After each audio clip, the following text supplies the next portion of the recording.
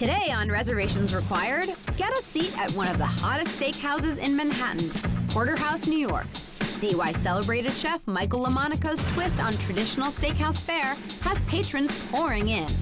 Plus, the man loves his pork. Ed Levine finds out why slow barbecue is fast becoming an urban sensation. And later, Ed and I are seeing red, meat that is, when we try out the menu at Porterhouse.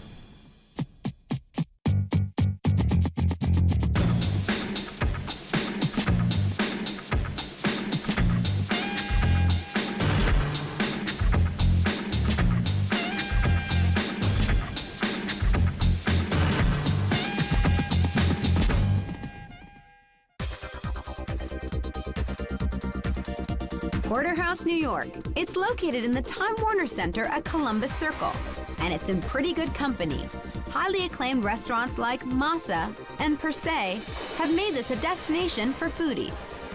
The man at the helm of Porterhouse is Michael Lomonaco, a veteran of gastronomic institutions like Le Cirque, the 21 Club, and Windows on the World. With a pedigree like that, it's no surprise he's cooked up a steakhouse that's truly rare. One with a chef-driven menu in a sophisticated, stylish setting. Porterhouse, New York is not your your father's steakhouse. This is a contemporary rendition of a traditional steakhouse. The difference, I think, between a contemporary or a modern steakhouse, which Porterhouse definitely is, and the sort of the old school steakhouses, is that we sell a lot of different cuts of beef. We're definitely focused on prime beef. But we also sell some lesser cuts of meat, of beef, like a skirt steak or a hanger steak, which are smaller, very flavorful, sort of petite steaks, really. The good for lunch. You know, exactly. If you're feeling a little peckish. The menu is a departure from the traditional steakhouse, with choices such as premium seafood and organic vegetables. But don't be fooled, Chef Lomonaco still knows where his bread is buttered. A steakhouse, first of all, has to have great beef, so prime beef is what we do. And aged 28 days? 28 days is a 4-week dry-aged process. Some people think it should be less, some people think it should be more. What do you think? I think 28 is perfect. All right, we'll go with 28 then. So you found the magic number, you found the magic space. Yeah. That's pretty good. And I have the magic team.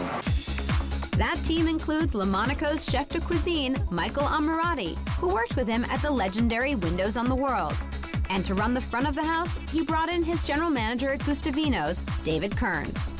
Those two fellows, they've been with me now for a number of years, and I really feel like they have my back. Dave Kearns has worked with me now for over 3 years, and I like his style. He's a very clear-headed, very level-headed, clear-thinking guy. And that's important for front of the house. Exactly. No opera. There's enough opera in the kitchen. The drama happens back here. Exactly. I'm Italian, what can I say? You get me, you get some opera. So you and Michael Lomonaco, this is a match made in heaven. What is it like working with him? It's really an adventure every day. I mean, he attracts so many people feel so passionately about him. He attracts good people to work with him. He's really a genuinely nice man. It's very rare in this business. What makes Porterhouse, New York so special? For starters, we're in an iconic location. We have people who live in the building who are regular customers. There's people in the hotel. There's retail people. I've had friends of mine come in and say, wow, this is like a village. You know everyone around here. And I have a lot of staff members who used to work with me in other restaurants, and everyone's a familiar face, and you feel like you've worked with them before, and it really makes the team work a lot better. I think it shows on the table, in the food, and in the service as well.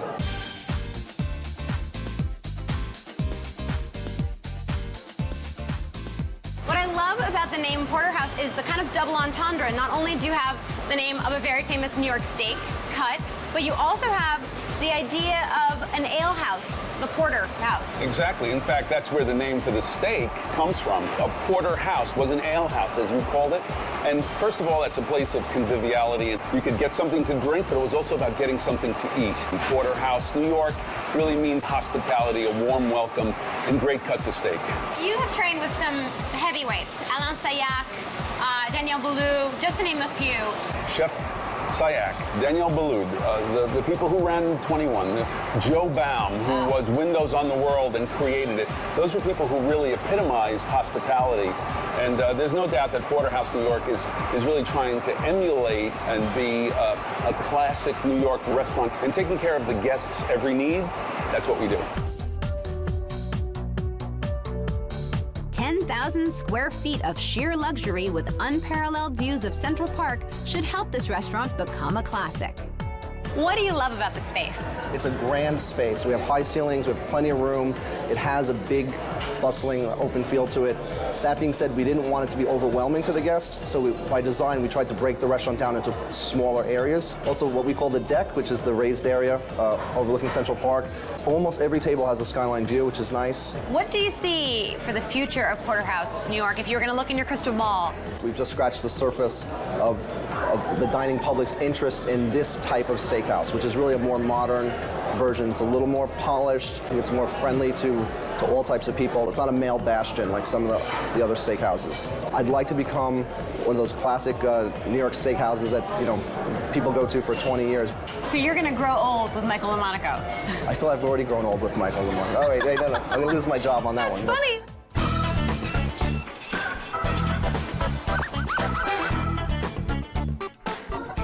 Voila, the Porterhouse. Oh, it's a beautiful cut of meat, very well marbled. So this would be the filet mignon. Exactly. And this would be The strip steak or the shell steak. We use freshly ground black pepper. We have it all set and ready to go. And kosher salt, because it really gives you that salt crust. So But don't is that be shy about the salt. more? Yeah, that's okay. That's Okay, good. oh, that's it? Now we're going to turn it over. You have to season just before you go. Oh, now I did That's too all much. right. I might have I'm done just too evening much. it out. That's what forms that crust. Okay. Most steakhouses use broilers just like this, and it's for that true crusty broiler steakhouse steak. Also a tan while you're standing here. It is really hot. You got to find 16, 1700 degrees, not in very many places. This is one of the few places. Oh, that's a sizzle. You hear it? Yes, and I see it. We're going to let that cook for a few minutes before we turn it. And the whole thing is going to be going on for 12 minutes? 12 minutes, it'll be ready to go. In and out. Here we go. Look. Oh, come on. All right. Now what we're going to do now Is eat it? we're going to let it rest. Okay. It smells like what I always fantasize my steaks will smell like when I'm grilling them, but that heat is what does it. Right, the heat, and also, it's dry aged, so you're getting kind of the smell of the age. So we're gonna let that rest. Michael, this is like a really important step. People don't leave their steak alone when they get it off the grill because they're like, I need to serve it, I need to go do something to it. You're right. You need to let it rest. You do, it's really important because in the cooking, all of that heat pushes all of the juices towards the center, towards the bone. And what you want to do in the resting is it recirculates. And then you're going to have a juicy cut. And it's really, otherwise what happens is if you go right to eating it, the minute you cut into it, all the juices flow out onto your plate. You don't want that to happen. What we still have to do is finish this. Because a porterhouse steakhouse style, well, this is the trick of the trade right now. Ah, we're getting the insider scoop. We're going to portion this out Okay, first. that looks nice. We're going to finish broiling it, but we're going to slice it first. And we want it to be evenly cut so that you get even cooking throughout. Oh, you put it back on. Oh. Put it back. Oh. So it doesn't even look like it ever came off. Right? The best thing to do is to hold off the fillet. You're not going to put it back in because it's going to I get just want to give overcooked. that a little bit more cooking time, and this is ready to go. Chef Lomonaco then tops it off with sweet butter, and after another brief moment in the 1600-degree oven, it's good to go. And that's our porterhouse for two. And that's a hunk of beef. Chef Lomonaco serves the porterhouse steak with a watercress salad. The bitter, peppery greens offer the perfect counterpoint to the sweetness of the beef. Now, the next thing that you have to do, this is the most important part, is you got to eat it. So if you want to taste it, there's no better place I or thought time. you'd never ask. I'm going to go for, this one's calling my name. Oh, yeah. You have yeah. a good eye, I have to say that. Thank you very much. Okay, Well, right from the center of the shell, Yeah. it's beautiful. See, it has a rich flavor. The shell has a chew to it, but yet it's very tender, and that's because it's prime beef. So now this is the filet, and when I'm cutting it, It's an entirely different texture. Right, it is, and of course the filet is a very tender cut. People love filet mignon for the tenderness. The beefy flavor of the shell steak can't be beat, though. Best of both worlds right here. Exactly, that's why porterhouse is the perfect steak. It kind of is. I think it is. At Porterhouse, New York. Coming up, Ed Levine and I get a room with a view when we weigh in on Porterhouse's menu. But first, Ed happily sinks his teeth into the barbecue craze that's sweeping the nation.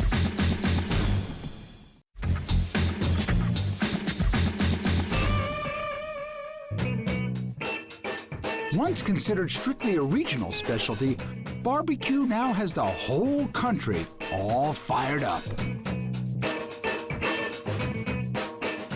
Whether it's old school style or a twist on tradition, barbecue is a craze that can't be ignored.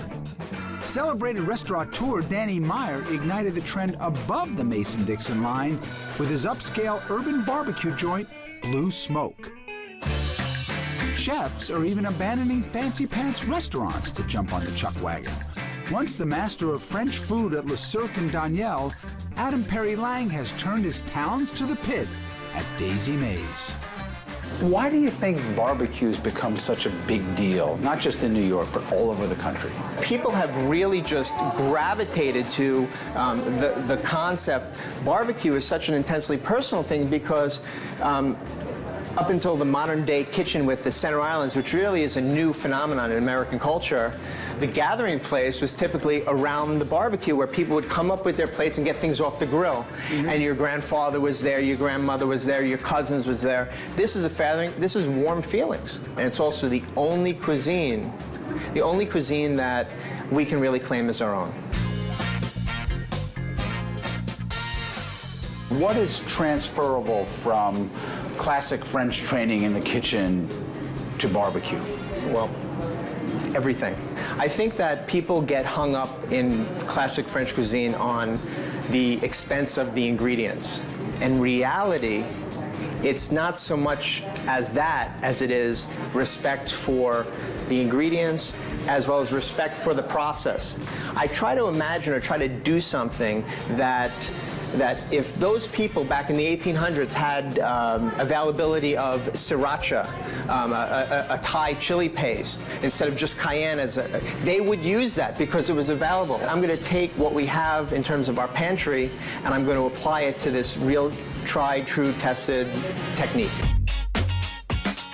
There are some things that you've taken directly from some of your experiences in the great French kitchens, you know, your sweet potatoes. Yep.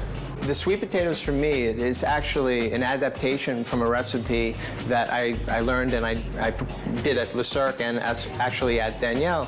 And instead of trying to say, okay, I'm going to do true blue southern sweet potatoes, well, I'm going to respect that technique, but I'm going to add some balance and some flavor in it that they may not have had at that time. It's going to have accents of banana in it. It's going to have accents of cinnamon in it. So here I like to give a sampling, a tasting of different styles as I see them.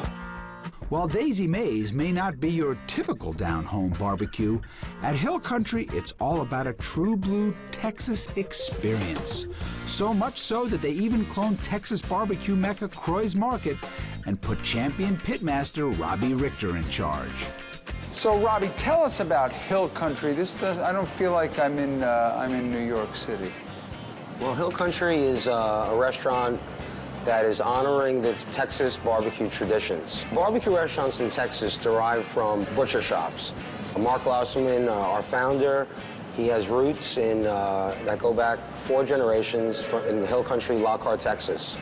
And he has memories of visiting his relatives and eating barbecue in Kreitz Market. And Mark wanted to honor that tradition by opening up Hill Country here in New York. Was the idea that you were trying to replicate the actual experience that you would have at one of these famous Texas barbecue joints? Absolutely, and it's the way I believe barbecue should be. People crave authenticity. Barbecue is supposed to be fun. The greatest thing to me is when I see people standing online, perhaps they've got food already and they're eating a rib and holding a long neck beer, waiting online for more barbecue. That's your idea of a satisfied customer. Absolutely. So this is a Texas barbecue joint. What are we gonna find here? Well, because of all the cattle in Texas, beef is king in Texas barbecue. Unlike the Carolinas, where perhaps pork shoulder is popular, brisket is the pork shoulder of Texas. It was time to put the pitmasters to the test. Lang introduced me to one of Daisy May's specialties, a pork shoulder that's cooked for 18 hours at 200 degrees. Look at this thing, man. This looks like some kind of Flintstones thing. It's a barbecue shoulder plus plus. The beauty of doing such a large piece of meat is that it cooks for such a long time that certain things will actually get to the point of being able to pull them, and then the other things will be nice to slice. You get a little piece like this. Put a little bit of fleur de sel, because that really will make it, you know, kind of pop. And I think it does make a difference. And then you taste it with the sauce. Wow. That is good. This is how it is pulled. And then you taste So that. porky and smoky. And this is actually a Berkshire hog, so you see, this is what they mean by pulled pork. You know, it just kind of pulls apart. Yeah. Oh my God. I just want the whole shoulder. No, you and can then take it. At Hill Country, it's all about the beef. So Assistant Pitmaster Big Lou Elrose brought out their slow-smoked brisket. That's a work of art. Sure is. A brisket basically is two separate muscles. You have the flat and the top portion. Yeah. Well, the top portion is called the decal. Right. What we do in Hill Country is we're going to separate the decal from the flat. And the decal is what becomes the moist brisket. That's correct. And the flat becomes the lean brisket. That's right. Why would anyone get the lean? That's beautiful, man. This is pure heaven. Oh my God. That's just that essence of Texas barbecue. That's what it's all about. It's so moist. I gotta say, the flat's fine, it's good, but this is what you live for. Oh, absolutely. People come to the restaurant and this is all they want to try. That's a beautiful thing, unless you're a cardiologist, I suppose. Yes. Nice and juicy. That's just crazy good. The barbecue craze is hotter than ever and is showing no signs of cooling down. Authentic American cooking. This is the future of food in America, not just New York. I hope so. I think so. And I'd actually like to see American barbecue being introduced into other continents. I think there's certainly room for that. Next stop, Malaysia. Coming up, Ed and I stake our claim on a table at Porterhouse, New York.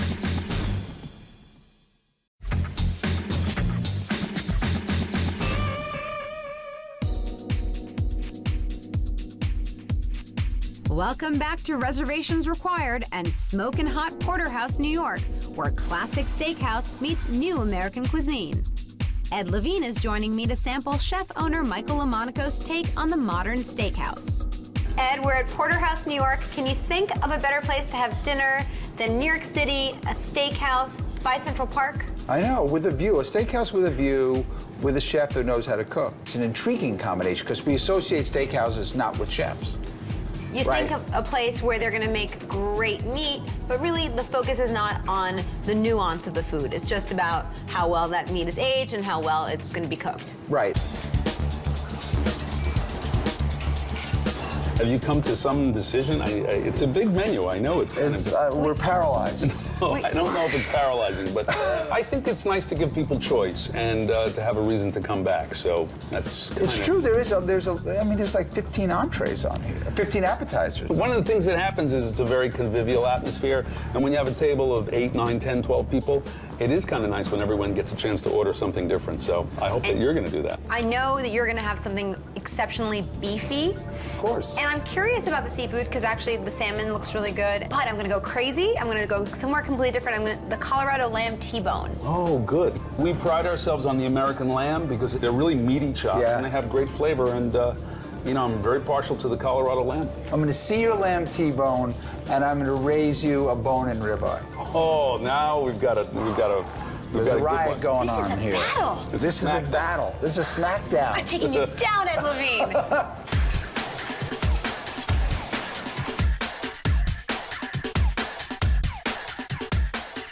So Ed and Neil have both ordered oyster dishes as in a first course, which I think is a great first course to this kind of meal. An oyster pan roast is almost like a stew or a chowder of oysters. If I just put some shallots and a little bit of butter, I'll add some bacon to that. Once the oysters start to whiten, you can add wine or sherry. I like sherry, a little bit of heavy cream. Once the oysters sort of begin to curl around the edge, it's cooked. Chef Lomonaco tops off the oyster pan roast with fresh tomatoes and tarragon. Then toasted brioche is added to soak up the juices. Oh, that's great. That is really actually kind of light tasting. Very fresh. The bacon is great. Very smoky. Do you want to taste? Mm-hmm. That's sophisticated. You're not going to see that at a regular steakhouse. No, that's delicious. That oyster is just done. Yeah, because those could easily turn to rubber.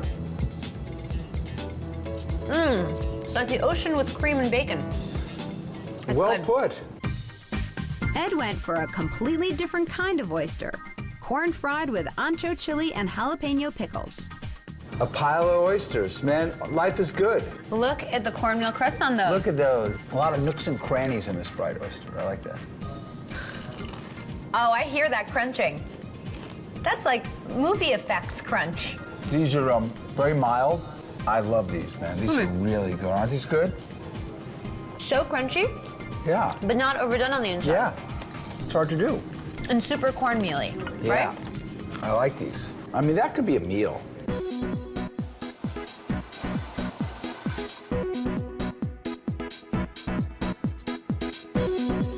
Ed ordered the bone-in ribeye special. We call it a cowboy steak, but I'm going to give him a little something special because this is really a cowboy steak for two. I can't wait to see the expression on his face when this comes out.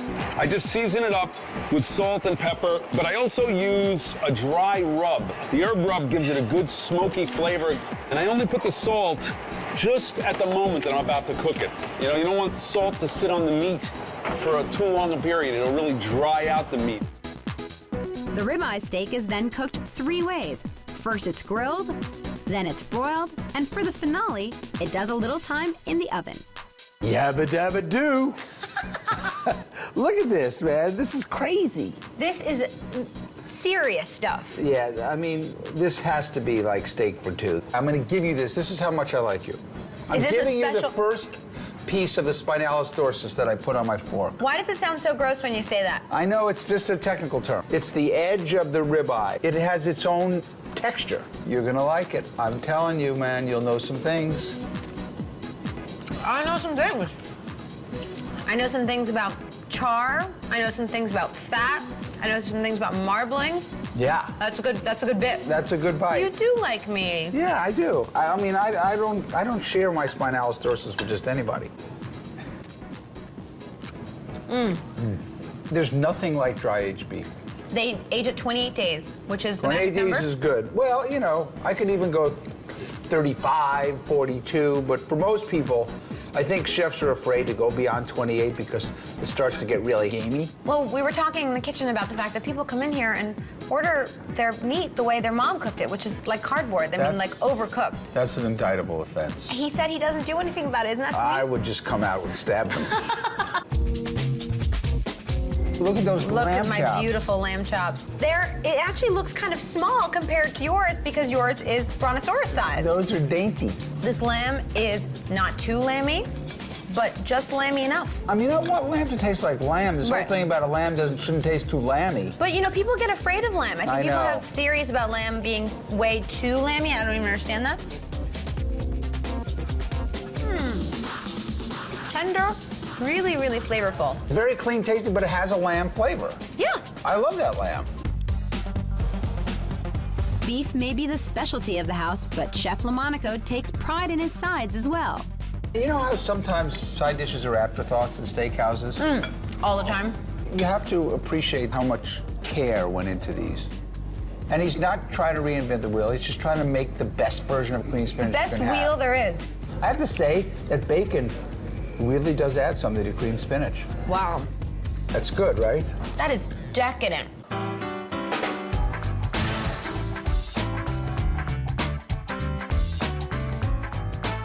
I ordered every kid's dream dessert, a make-your-own vanilla ice cream sundae with rich chocolate sauce, nuts and caramel, and homemade marshmallow cream. Any dessert that comes with hot fudge. I know. Come on, that's so cool. Oh, Look at those. yeah. It has wet nuts. My favorite thing about this sundae, besides the fact that everything is like the best of its type, so the chocolate's super rich, the vanilla's really creamy, the cherries are really kind of perfect, is that it's kind of fun and interactive. You get to have a little fun at the table. I know you want to try this. I do. You have to have some of the cherry. It definitely has a tang. It's not too sweet. That's good. It doesn't matter how old you are. Sundaes are perfect. Ed ordered the classic New York cheesecake with Amish farm-made cream cheese and raspberry Suzette sauce. This is actually an unusual cheesecake. In what way? It's not quite as heavy, That is not a bad thing. and the raspberry puree really cuts the sweetness, so you get some acidity from the raspberries. That's good. It's dense, but not heavy. This is not like a super smooth cheesecake. The artisanal cream cheeses I've tasted, they're bigger curds. They're almost like cottage cheese. And you can taste that in Yeah, there. you can see it in how the cheesecake, lays on the spoon. Wow. I might need a nap. At Porterhouse, New York, a hearty meal with a bottle of wine will cost about $100 per person. I think the best thing you could do is come here maybe before a walk in Central Park or after a walk in Central Park to go shop a little bit. Before a jog and then jog. Okay, you can jog. I'll go shopping. You'll nap. Today on Reservations Required, experience L'Impero, a sexy and sophisticated restaurant renowned for alta cucina, the delicious and somewhat decadent cuisine of Italy's nobility. Plus, Ed Levine finds our tastemakers advancing the vegetarian menus at some posh and very trend-setting restaurants. Pharrell Williams here. Hi, I'm Joy Bryant, I'm Eric Ripper. I'm Tom Colicchio. I'm Dr. Frank Lipman, the host of On the Table, the host of Across the Board. Host of Artist Talk. Host of Hooked Up. host of the show Be Well Week, Be Well Weekend on the Reserve channel. It's only on Reserve. Did you know that you can follow my show on social media sites like Facebook? Follow us on Twitter. If you're a fan of my show, hit the like button. All of the above. Share me with your friends. Treat yourself. Check out a new episode of my show, Hooked Up. And if you want to leave comments, feedbacks, ideas, whatever, love to hear from you. Leave a comment. And if you don't want to miss the show, be sure to subscribe. The one that's like down here, or is it here? Somewhere down here. Thanks for watching the Reserve channel. Only on YouTube. Throw caution to the wind and ask yourself what rules.